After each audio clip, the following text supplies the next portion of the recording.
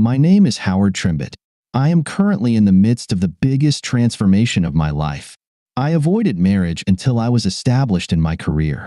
Lilith, my first and only wife, was born a month after me. Earlier this year, we both celebrated our 50th birthdays. We had nothing to protect when we got married, so there are no prenuptial agreements.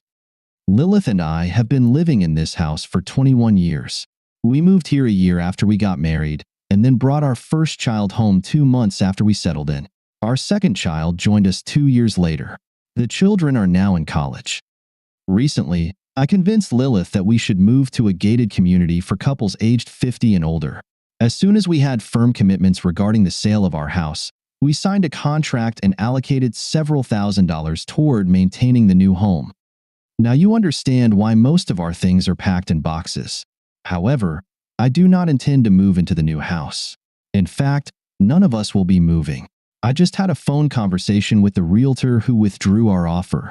The loss of a couple of $1,000s was a small price to pay. However, our time in the old house has come to an end. We really do need to move because we attended the closing 3 days ago, on Monday. We have until tomorrow to hand over the keys. Lilith thinks that I left on a business trip yesterday morning. I haven't worked since I resigned a week ago. I bought a one-way ticket to Atlanta. From Atlanta, I have a car waiting, and I'll drive to the bay, then board a ship. In a couple of days, I should be in my secluded spot on an island. I do not plan to divorce Lilith. I do plan to take all the proceeds from the sale of our house, my $401,000 payout, and most of our savings. With my newly acquired identity, I hope to live out my life sailing the Caribbean Sea. Opening offshore accounts cost more than I'd like to admit. Thanks to online banking and the corresponding amount of money laundering, all of that money is now in cryptocurrency accounts under my new identity. Since there are more than 10,000 cryptocurrencies, I really hope the one I chose survives. I plan to convert this imaginary money back into something more stable as soon as possible. Imaginary things can disappear at the most inconvenient times, like Lilith's wedding vows. Around 3 p.m., I called Lilith. She answered on the 4th ring, and there was a hint of annoyance in her voice. "Hi, honey. How was the trip?" "It went well, same as usual, just in another city." "What are you doing?" "Just packing up a few more things." "All right, lie number 1. She's 30 miles away, at Arnold Perniss's house. He is Lilith's current lover. I honestly don't know if he is her first lover, but the truth is, I don't care. One is too many. As much as I'd like to put a bullet in their heads, my revenge is simply to leave Lilith alone. Arnold's wife will likely take care of him. Are you labeling the boxes with your things?" "Yes, dear. Mine are clearly marked Lilith. Yours are labeled Howard. It will be very easy to put your things in your closet and mine in mine. Could you please look in my desk for my daily planner? It should be in the top right drawer." A minute later, "I don't see it. Are you sure about where it is?" Lie number 2. She would have to be in my house, where my brother is currently staying, just to check. All I really cared about was that my brother had enough time to vacate the house I sold. Since it seems she's not planning to return anytime soon, I'm confident that my plans won't need to change. "No problem. You said you were having lunch with friends today. Where did you go? Do I know any of them?" "We went to a diner near my office. Just some ladies I work with. What are you planning to have for dinner?" Lie number 3. My investigator says she arrived at Arnold's this morning at 9 a.m. and hasn't left yet. I'll probably just order a steak to my room. The company pays for it. What else are you doing today? Besides letting that creep touch you, you vile creature. Just one more load of laundry and packing up the rest. I hear the dryer buzzing, so I need to go. Call me later. I love you. Will do. I think once you start lying, it becomes easier. There was nothing in this woman that I could trust. There were 2 rental trucks parked outside my old house, and 4 guys were loading things as quickly as they could. The truck with my things was heading to a storage unit that my brother rented this morning. The other truck was making its 4th trip to the consignment store. Both trucks were scheduled to be returned to the rental agency by 5 p.m. By the time I hung up the phone with Lilith, my old house was likely empty. I was waiting for confirmation from my brother. He definitely earned the $5,000 I paid him. The package for overnight delivery, addressed to my lawyer, was ready to be sent. I had signed all the legal documents and was sending them, along with the house keys and the garage door opener. Lilith would also need to return her keys and opener. My lawyer would contact her soon. I didn't call Lilith again. When I tried to talk to Arnold's wife and tell her about the investigator's report, she hung up on me. That's life. She'll receive the report along with the photos and videos, as it will be delivered by courier today. Then there were 16 packages that I sent by mail. Lilith's parents, her friends, her employer, her brothers and sisters, and damn it, even our children received the same package. I included notes in the packages to the children, telling them I was disappointed in them, that I was disappearing, and that I didn't know if I would ever get in touch with them again. And the package I felt best about, the one sent to Lilith by mail, allowed me to finally let it all out. Aside from stirring the pot, I'm not sure what I expected to accomplish. Yet, it was satisfying. Lilith, by now, you've probably realized that your depraved actions have led to the loss of our marriage. I took all the easily accessible money. I also took from the house what I wanted. The rest of our belongings were sent to a consignment store to be sold. My lawyer has the details. You can claim the proceeds. Don't bother looking for your jewelry. That gold fetched me a decent amount of money. The rings from your aunt brought in the most. My wedding ring didn't bring in much, but that's life. That diamond earring you got from Arnold wasn't actually worth much, just like your wedding vows. The house is now empty, and I've withdrawn our offer on the new home. It was just a ruse to get all the proceeds from our house. Thanks for playing along. I don't plan to divorce you. You can spend your money on that if and when you save up. I plan to replace you as soon as possible, but that's none of your concern. I've let the kids know that I'm disappearing. Since they were both aware of your affair and kept silent, I've decided to disown them. I've informed them of this. In reality, the market for old white adulteresses isn't that big, so good luck with any career you pursue. If your parents hadn't invested all their money into that retirement village, they might have been able to help you. Maybe you and Arnold can sleep in the same car. Maybe not. I don't know much about him. He's the dregs of society, but apparently, that's what you traded your comfortable life for. I hope all that seminal fluid you swallowed doesn't give you severe heartburn. I left you your father's pistol and a box of bullets. It's a shame you were too busy to join me at the shooting range. Well, just aim and pull the trigger. Got it? If you're planning a murder-suicide, make sure to do it in that order. If Arnold had kept his mouth shut, I might never have found out about the two of you. Bragging to a bartender about how he got a cherry from some old adulteress named Lilith was your downfall. What were the chances he'd walk into my brother Steve's bar? Steve said he was immediately suspicious because there aren't many women with a name like Lilith. It must be karma, especially when Arnold shared that selfie where he's holding your old chest from behind. When he paid with a credit card, Steve asked to see his driver's license. After that, it was pretty easy to get all the proof I needed. And all this for someone with a pencil-sized manhood? How stupid can you be? I hope you weren't planning to pin it all on me and run off with Arnold as your lover. Thanks for a few nice memories, but for the most part, the rest are tainted. Howard. Instead of leaving my phone behind, I tossed it to a homeless guy huddled against a dumpster behind the hotel. I recorded all the contact information I wanted to keep. I slept well that night. To be honest, it took a few mini bottles of alcohol from the hotel room. Since it was all on my credit card, I didn't care. I had no intention of being around to pay any bills. I doubt any of them will get paid. For the last 22 years, Lilith has been a housewife. She worked until she got pregnant shortly after we got married. I had a well-paying job, so she didn't need to work. Too much free time after the kids finished high school turned out to be her downfall. My investigator couldn't uncover much about how Lilith and Arnold met or how long it had been going on. What he did find out was that my children had met with them. For some reason, Lilith dropped by their college campus and invited them out to dinner. The investigator noted that he followed them and recorded video with sound. I was able to identify my children. Arnold was introduced as her lover. Whatever Lilith promised them, it led to their downfall.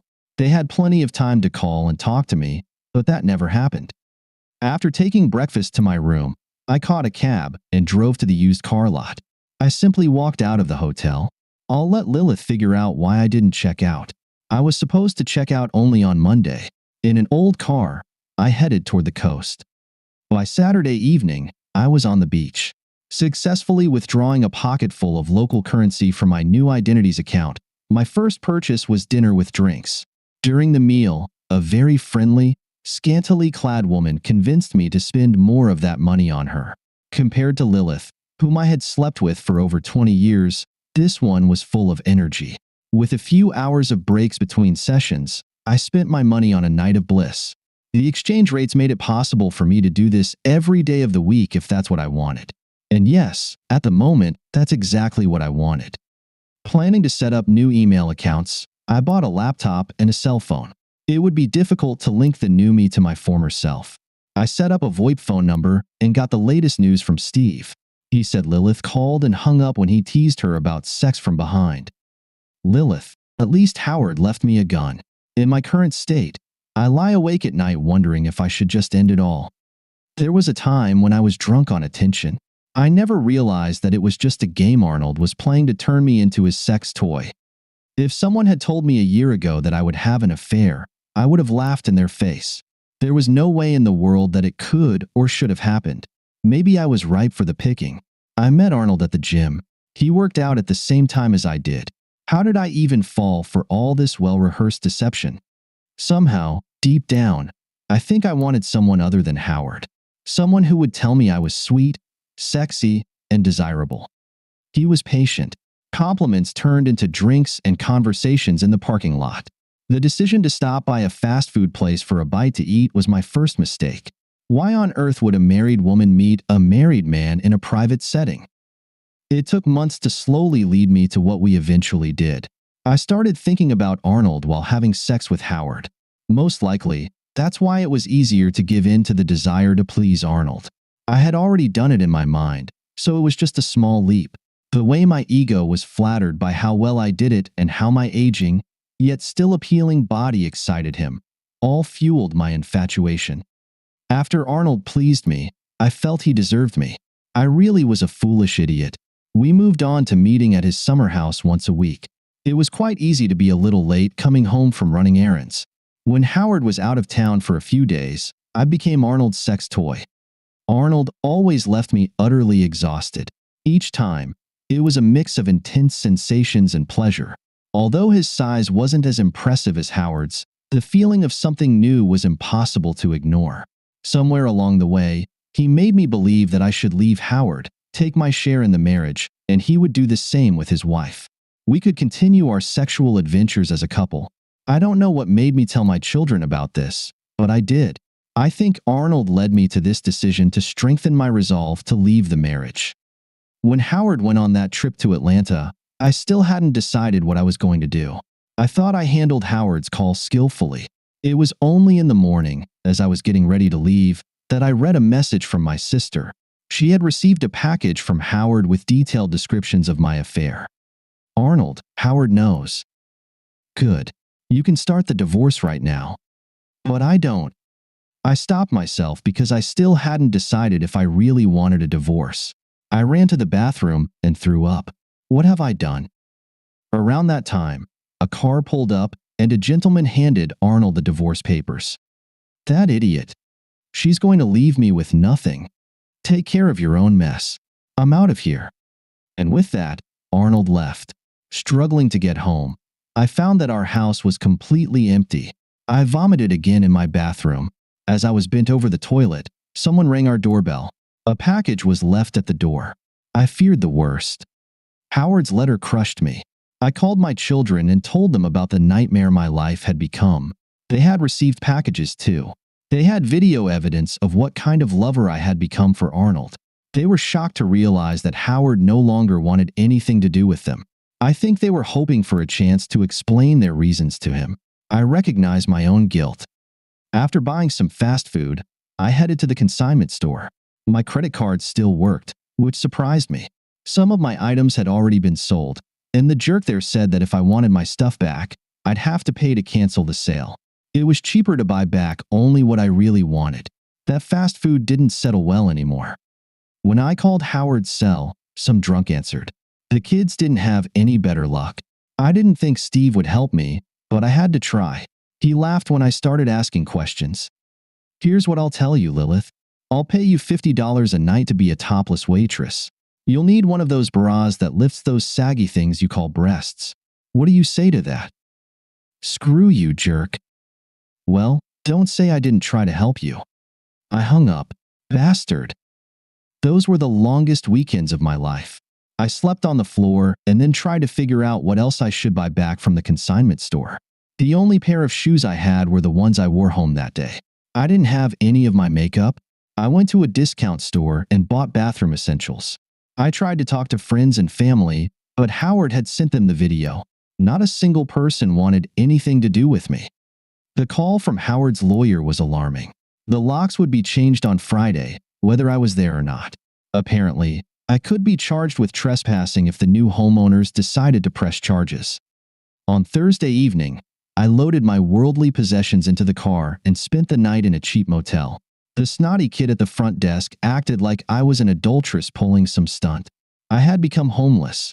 I knew we had bank and brokerage accounts, but after reading Howard's note, I didn't expect to find any money. It took a lot of time at each institution to convince them that I had the right to access the accounts. I couldn't afford to rent even a cheap apartment with what Howard had left me. Fortunately, he hadn't canceled our credit cards. If I manage my spending carefully, I can live on those credit cards for a year or until they're revoked. My calls to find a divorce attorney only added to my pain. I didn't have enough money to hire a lawyer. None of them were willing to take the case on an unsecured basis. When Arnold called and told me he had nowhere to stay, I laughed at him. He suggested we get together for some sex. I told him where I was staying. Leaving the door slightly ajar, I sat and waited in my car. I left Arnold a note asking him to undress completely. A few minutes after he entered the room, I returned and opened the door to see a naked Arnold staring at me. I remembered what Howard had written to me. Aim and pull the trigger. I fired once, and the bullet almost perfectly hit his head, even though I thought I was aiming for his heart. I flushed the note down the toilet and waited for the police. The officer I spoke to looked skeptical when I told him that, upon returning, I found a naked man in my room and, before I knew who it was, shot him in self-defense. They confiscated the gun and escorted me to headquarters. I was allowed to leave, but 2 days later, I was arrested for first-degree murder. I forgot that there was a recording of that phone call, and they believe I ambushed Arnold. My court-appointed lawyer can best be described as a green-eared goat. I didn't have much hope of being found not guilty. At least my financial and housing problems were put on hold. Pleasuring my cellmate was not my idea or something that brought me any satisfaction, but she was so much younger and stronger that I didn't have much of a choice. I told my lawyer about it, and all he did was smile. After 3 nights of being forced to pleasure my cellmate, I stabbed her and beat the crap out of her. This got me out of that cell, but unfortunately, into solitary confinement. I might not have to worry about the outcome of my trial, as she made it clear that I'm a walking dead fool. When I asked where my dinner was, the guard told me I'd have to pleasure him or I'd starve. After it was over, I picked up my plate of dinner. I wanted to die. Hi, Steve, it's Howard. What's new? You'd better sit down, Howard. Lilith shot Arnold and then tried to kill herself. She's in a state psychiatric hospital. It felt unreal listening to Steve describe Lilith's ordeal. I'll talk to you later, Steve. My head is spinning. My lawyer said he would investigate and that I should wait for his analysis. Do I have anything to worry about if I go back home? How can I get my money back into the country? He told me to lay low for a few days, and he would verify what Steve told me and let me know what my options are. While strolling along the beach, it didn't take long to pick up another cutie for another night of bliss. I had her start with something pleasant. She wasn't a professional, but I was in 7th heaven. I was having fun and enjoying myself. Damn, it felt good. I planned to have some more fun, but when I woke up, she was gone. It's a good thing all my valuables were locked in the room safe. Still, it was money well spent. I can't say I remember her name, but maybe I'll recognize her on the street. The next day, having failed to find the woman from the previous night, I found another willing woman. These legal affairs were going in my favor. I became addicted to these pleasures. During sex, I don't think about my past life at all. I once read that money can't buy happiness, but money can buy ice cream. Ice cream makes me happy. There seems to be a disconnect here. The same goes for sex. Having a loving wife was nice until she stopped being one. Helping these lonely working mothers seems like a humane thing to do. It's been almost 9 months since my lawyer told me I could come back. I don't think that's going to happen. Since the first time, I haven't missed a day of sex. Some days I try to release women from evening until dawn. At lunchtime, when they see me show up, they light up and start smiling at me. I was still bitter about the kids, so I sent each of them a postcard with a quarter inside. Next time you face a tough decision, I hope you find the inner strength and courage to do the right thing. If not, here's a quarter to flip to make your choice. That's all I'm leaving you. Lilith is considered mentally unstable and remains in a state institution. The murder charges have never been dropped, so if she ever gets better, things will only get worse.